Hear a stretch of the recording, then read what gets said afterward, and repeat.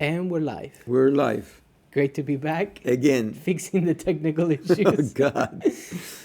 Today, Pablo, I want to talk about social media, how you've embraced it in your 60s. Uh huh. But maybe if you can open with a story about that gentleman that was critiquing you for being on social media, Right.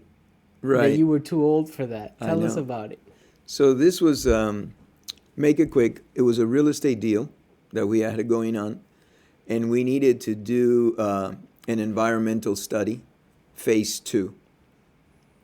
So this is a chemist that's inside this big old truck analyzing, what we're digging down into the ground, the soil samples, and putting them into this. So he's a chemist.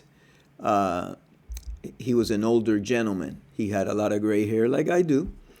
And we were talking. We hit it off, and we're always asking questions. And what is this? What is that? And we became, we hit it off. And so we start talking about a lot of stuff. And I tell him, I have my son got me into an Instagram, so I have an Instagram account, and I have a YouTube thing and going on, and I have a Facebook account and this and that. And I said, and I asked him, do you have an Instagram account? And he said, oh, no, I don't. And I said, oh, that's too bad. I was going to link you. I have an Instagram account. I'm really into it and stuff like that. And then the other scientist, the environmentalist, our good buddy, called me, and I made a turn and started walking away. And this part I didn't hear, but you said that he said, Yeah, when you walked away, he said, isn't he a little too, he's too old for that stuff. he's too old for Instagram, right? He's too old for that. For social media. I didn't hear that, and you didn't tell me right there and then. You told me after we left Ami and everybody else, and we were, Yeah. and it's an interesting perspective, let's say. Yeah. Yeah, he felt that that's for the young folk. Yeah, he felt it was for the young people. That's how I felt, by the way, until I got into it. Yeah. You were very persuasive in getting me into this social media stuff. And then now we've embraced it. And it wasn't an easy thing to do, Mike. Yeah. I'm in my 60s. And so it entailed learning a lot of new stuff. So it's not difficult. My message to everybody out there in their 60s, if you don't feel competent with computers or social media, Instagram accounts, do a little bit at a time, little by little. Every day learn something new. And before you know it, you become more competent. I mean, I am by no means an expert. I'm always learning. And by the way, these platforms change all the time. Well, one of the things that, from my perspective, I think is you are okay to a certain degree looking silly or making yourself look like a fool. That's the way I look at it. Because when you're doing something new and you're putting yourself out there on Instagram, you might look silly sometimes, but you've been open to the idea of learning something new, which is challenging, and maybe, nothing's perfect, right? You're not going to get the perfect angle, the perfect lighting, the perfect this, that. So sometimes things look a little funny. It's funny because look, even if you have the right angle, the right lighting, this is what you got to work with. If you're ugly, you're ugly. This is it. I mean, this is the ugly mug. Yeah. So you can No matter how much lighting, No. how much lighting you improve. Right. And then too much makeup, you look like a mummy. So, no, that's right. But I think that's also one of the good things, if you could be a little bit more genuine, because on social media, people tend to put the best, aspects of one's life, but reality is no. You have bad days. Sometimes you wake up with a big old pimple. Yeah. And you got to work with it. So you've been open to embracing social media for a business point of view, and like you see the benefit on that. We've listened to Gary Vee, and we've listened to all these other guys, Cardone, Bet David, all these people that are always promoting online, and they have businesses. And you know, a while back, I remember mentioning to you, hey, if we're not online, right, that's where the customers are. So a business that isn't online, my personal opinion is it doesn't exist. Which, to a certain extent, there are some businesses that don't need to be online or whatever the case. But eventually, you need to evolve. And if you're um, a consumer to business, I mean, if you're business to business, maybe that's different. But you still probably want to have an online presence. But how has it helped you from a business point of view? Because you use it for business Yes, purposes, social media, yes. and you started your account on Instagram probably a couple years ago, 2 years ago, I don't, I don't think that maybe when long. we opened the business, Maybe, 2020. maybe so, but we didn't go. I didn't go strong into it till about maybe a little bit over a year or a year and a half. Um, How's it helped you from the business point of view? okay, well, um, you made a believer out of me because I always thought I never realized how much business can be generated through it. And I never truly believed that you could generate too much business or any solid type of business through it. But you kept insisting, so we gave it a shot, and I actually saw business come in, and that's what turned me around. Um, so now we have not a huge presence by any means, but we have a bigger presence. We have actually a presence in Instagram, in Facebook, and people actually direct message us and ask us questions, and that leads to other things, and that's brought business in, Yeah. you know? And so it's made a believer out of me. I think that it's the way of the future. It has been the way of the future for years now. And like you said, and like Cardone says, if you're not on social media, you're dead. Um, there may be some businesses that don't really need to be in it, but it won't hurt to have a web page, to have an Instagram account. It won't hurt because then the other thing you need to have is you need to figure out a way to drive, you know, people to your account, to your platform, so that Right. they can view it and so forth. Because you could have an account and be dead, and you got 20 members, and that's the end of it.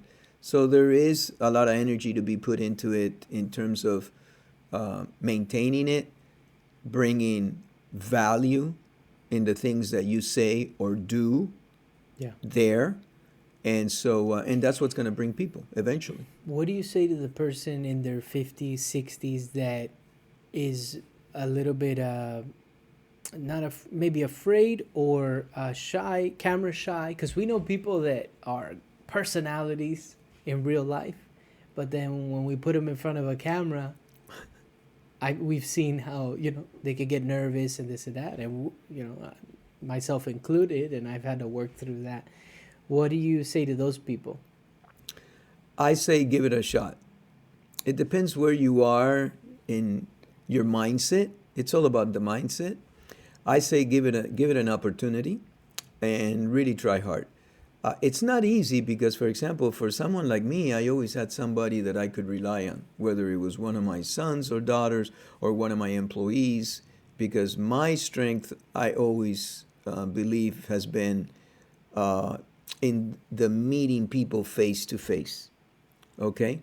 And, how many people can I see? So I would try to set up, meetings with 20 people, 30 people, 40 people, or more, so that I could meet more people and make a presentation.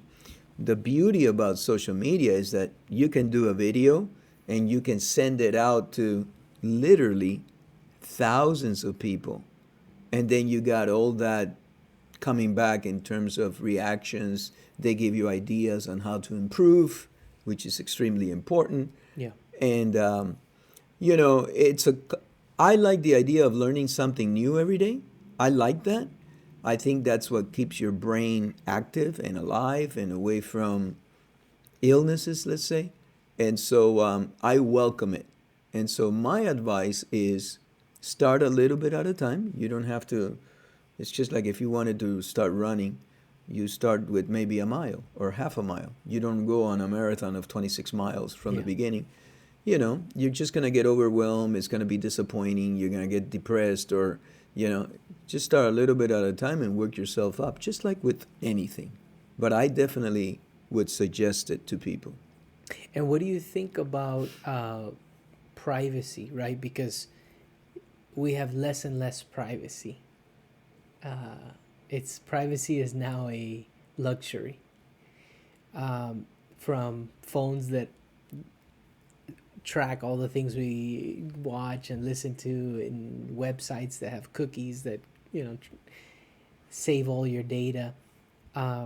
Because social media, if you're not careful, you can expose things that maybe one should keep private, right? How have you managed that? Like we talked about meeting a gentleman that the doctor in Pasadena, and we didn't post it. We took a picture with him, had a great conversation with him. He was super cool, but we didn't actually post the picture until several hours later because we didn't want, you just never know who's watching, right? And so we didn't want to put up the picture while he was still there, or Right. we were still there. Right. So this particular doctor that you're mentioning, he's very, very famous. Yeah. And he's got a very large social media presence in Los Angeles. And we just happened to see him at this coffee shop. And so, we said Super hello. cool guy. Super nice guy. We said hello and we actually connected and we sat and talked to this guy. Yeah. In order to get a hold of this gentleman, you probably have to set up an appointment 6 months down the line and then see him. Dr. Sotelo. Yeah.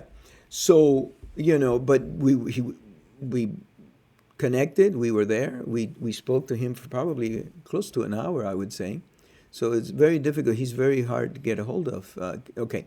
So you have to be aware as a courtesy Yeah.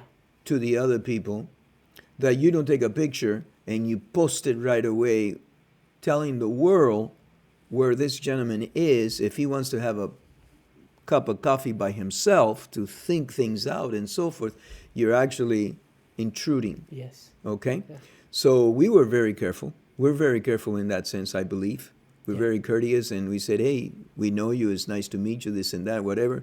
And he invited us to sit at his table. Yes. We didn't sit at his table just out of whim. He said, oh, that's very interesting. Would you like to join us? And we Yeah. said, yes. So that's totally different. And when you're aware of this kind of stuff, you lose your privacy. Once you hit a point where you get a video that, goes viral or whatever, you definitely sacrifice your privacy. It's gone. It's just what is the nature of the beast. Yeah. You can't do without the other. You Right. have to realize that from the beginning, that if you have something to say of value and people connect with it and they start coming onto your platform, your privacy is Gone. gone. To a certain extent, and obviously based on what you decide to share. Correct. Mostly I do business. Correct. Yeah. I share very, very little about family life.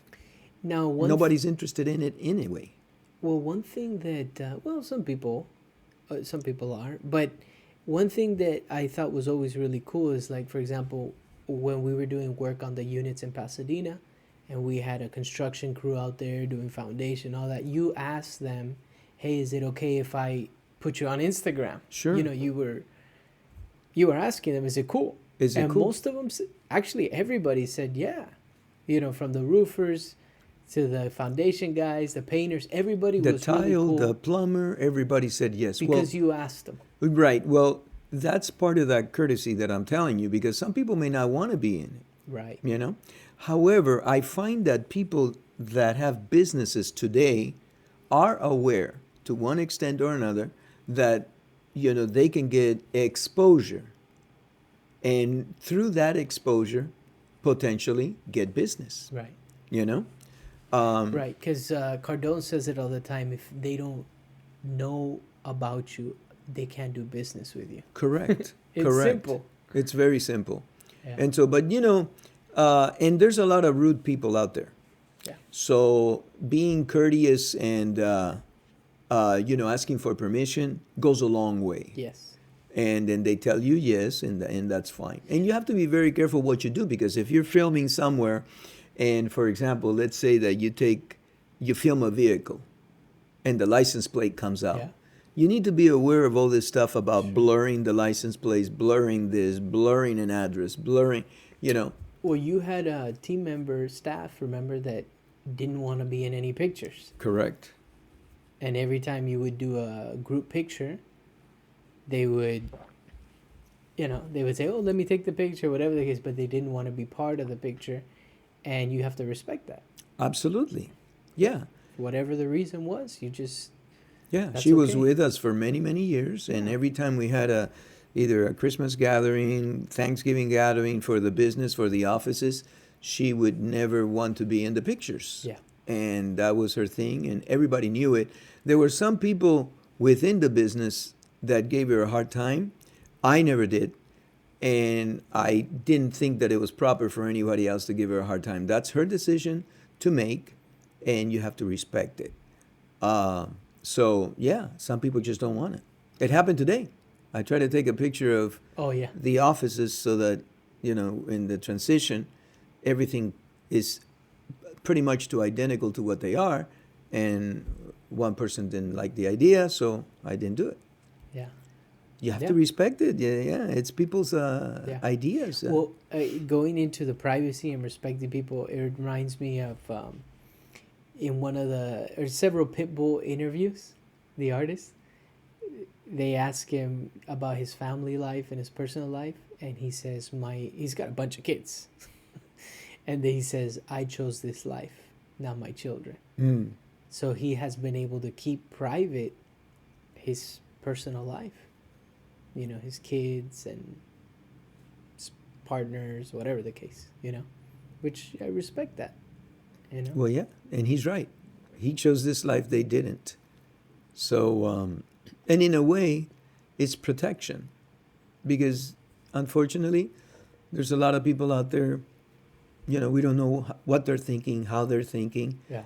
They may not have the best of intentions, and so it's a way of protecting your family. Yeah. From harm to a certain extent. Yeah. But it is something that you have embraced from the beginning, wanting to, or being open to doing videos, and even the skits that we've done, or if you can laugh at yourself, I think you're okay in life. I guess.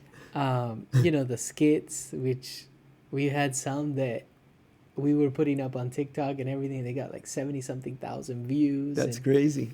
But it's because it's just fun. It's light, and we've dabbled in a bunch of different things, but you've been open to it. See, for me, I guess it's easier. I grew up with a little bit more of technology. Social media came into my life more in end of high school. That's when Facebook started to be a thing. Mm-hmm.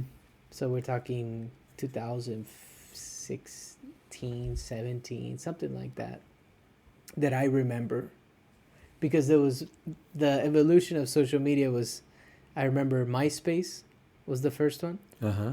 which for me came in around high school, and then Facebook, and then obviously Instagram now, which is owned by Facebook, Meta, and then you got the TikTok and all the other ones, right? YouTube.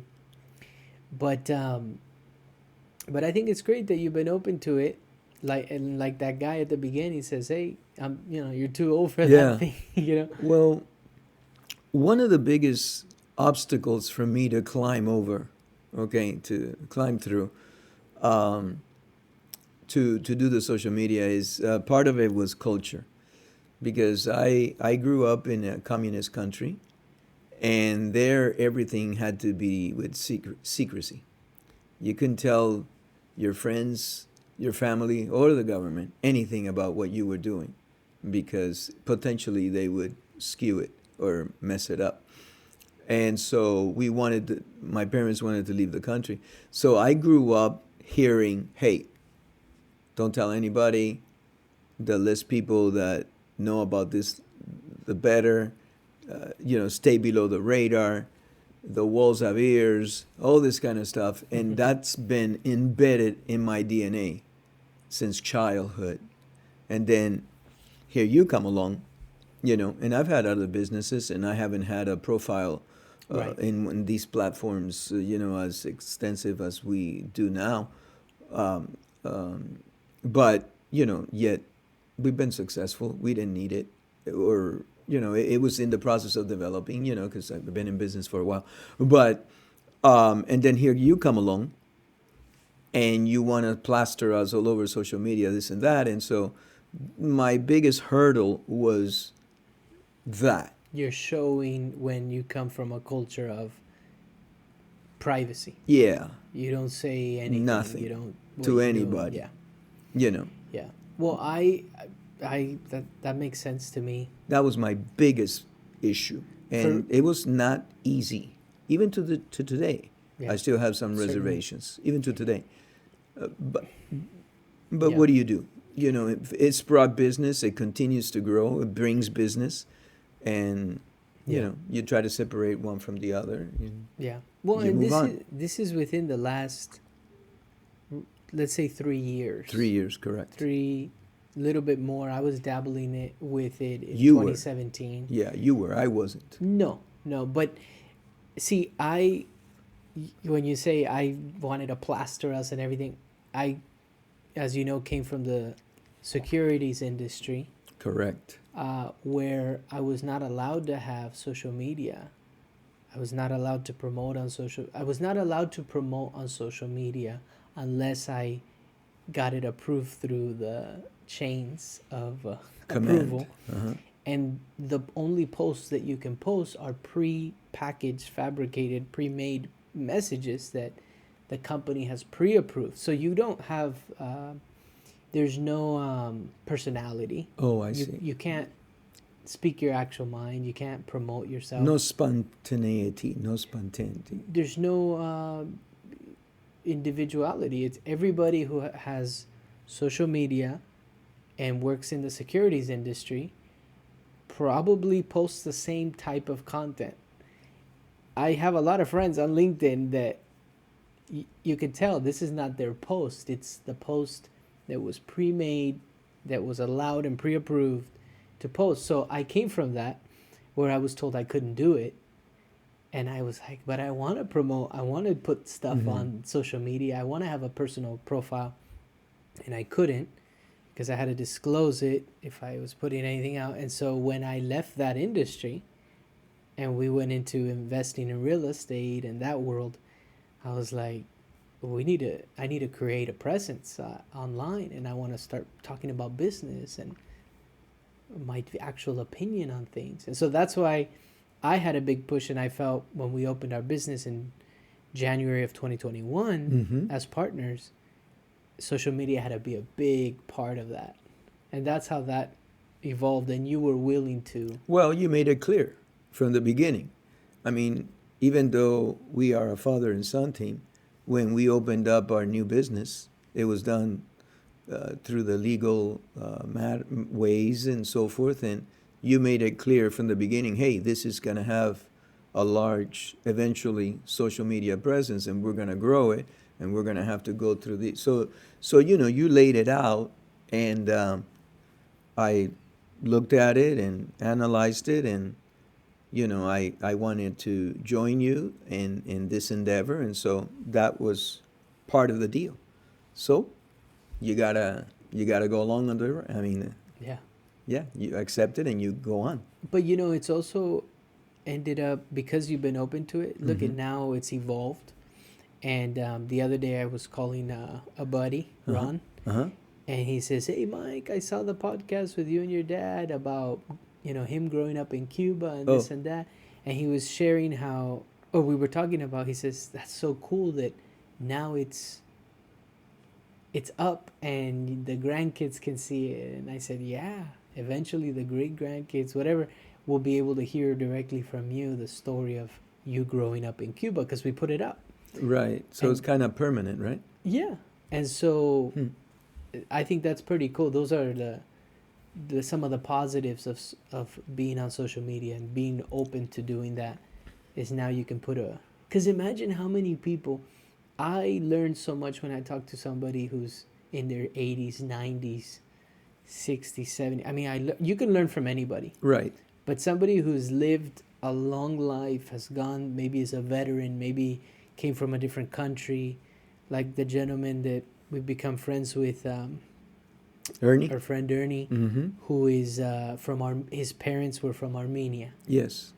and he was born in East LA, but went through a really hard time and uh, growing up. I don't know what year that was. He has a Probably, lot to talk about. oh, and he, he knows a lot of his history about the Turks and the Armenians and having to flee, Correct. the Armenian genocide, all that stuff. And so when I listen to him, it's like it's a class. And see, it's also the energy. I think the energy we put out is a very positive energy. So people, I feel, my opinion is that people gravitate towards us because we're very positive people. And the energy we put out is very, very positive. So we come across and we develop relationships with people like Ernie, Yeah, like Richard, yeah, like these guys. I'm not going to say last names. And so, um, it, and so these are people that have led a tremendous life. They're not sedentary by any means or stretch of the imagination. These are people that have gone out there and lived their lives to the fullest, let's say, or close to it, and continue to do so, even at this age of 80. yeah, I mean, yeah. they're They're 80s. 70s, 80s. Yeah. So, and these people have a lot to say, a lot to share, a lot of knowledge, a lot of wisdom just by living through the years and Well, seeing everything that's happened in the world. but one of the things is that it's not being recorded, right? Oh, yeah. So and see, I would love to sit down and put and have them just talk about their life. Some people are open to it, some people are not. But because when that person passes away, a lot of that gets lost. Yes, of course. So how do the great, great, great grandkids hear from their grandfather or father? It could be in recording and conversations like this. Like I remember with grandma having some conversations when I would stay over, and she would make café con leche and pan con mantequilla, like you were saying earlier, and we would be there talking in the kitchen table, I think for hours, before going to bed, That's cool. and all about her history and everything. And I have it here, but we didn't necessarily get grandma on a podcast, We Right. weren't able to do that.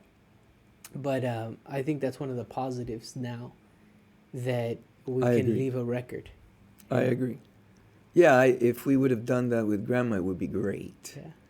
We would have something like that. I know we did some recordings with her singing and stuff like that. Yeah. Once our loved ones are gone, you miss them more than ever. And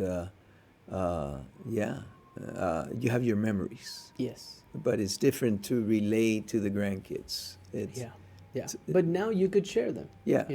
And we can do it in other ways. So. Right, right. But I think it's great that you've embraced it, and I mean, for people watching and maybe in their 50s, 60s, 70s, it's never too late. It's never too late. If you have a business, by all means, you got to give it a chance. Yeah. If you have a business, and if you don't have a business, it's a way of staying up to date and learning something new. You can do that in any field. Yeah. Yeah, I mean, I embraced it. We're here. We keep going. Let's see where it goes. Cool. All right. We'll wrap it up there. Okay. Thank you.